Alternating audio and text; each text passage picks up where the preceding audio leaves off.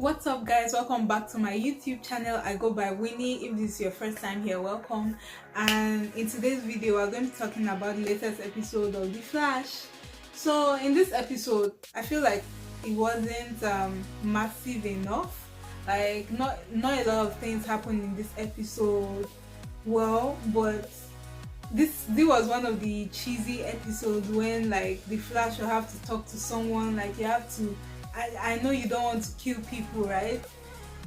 I know you don't want to kill people, but maybe deep down you want to. Like talking to the Adaka, Abra, that's the name, Abra.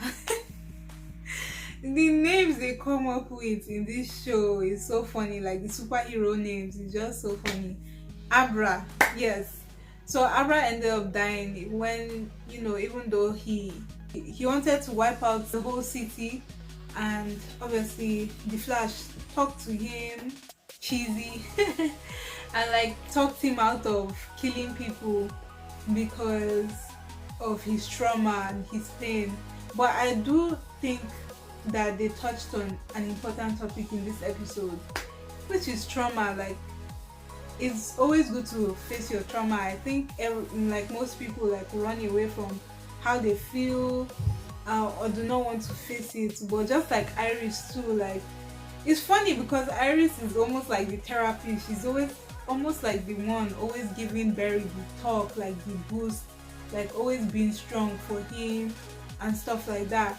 But in this episode I could see that first she wasn't strong for herself. Like she knew she had stuff, internal issues concerning her being trapped in the Mirrorverse, and obviously that messed up her head, and that's something she has to like, she needs help for that. She was stuck there for 3 months, guys. That's a long time to be stuck somewhere like that. So that was a lot for her, I'm sure. So yes, like at first she was running away from it, but she could give Barry advice when he was telling her his own issues and what he's dealing with. But it was until he said it to Abra during the fight scene that she was like, oh, like it clicked for her. Yeah, she really needs to talk to people or like do something about her trauma and not just keep it bottled up inside.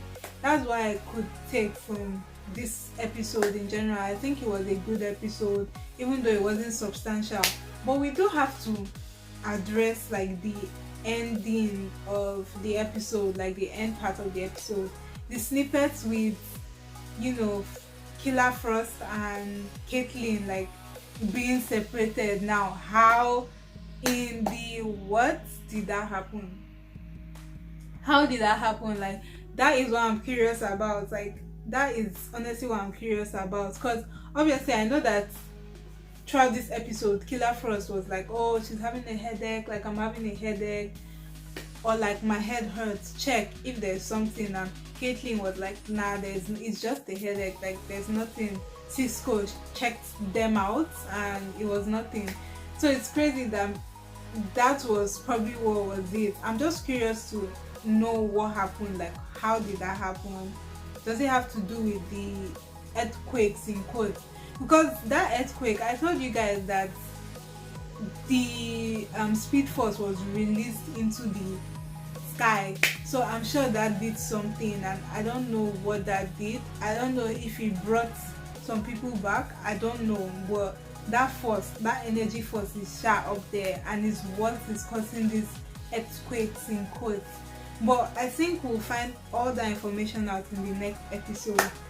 Yeah, that's all I have for today. So my advice is that please face your trauma, deal with it, heal, so you can grow and move forward. So thank you guys for watching this video to this point. Make sure you hit that subscribe button down below, give this video a thumbs up, share if you care, leave your messages and your comments, guys. I'll get back to them concerning what you think concerning this episode. And yeah, I love you guys, and until see you next time, bye.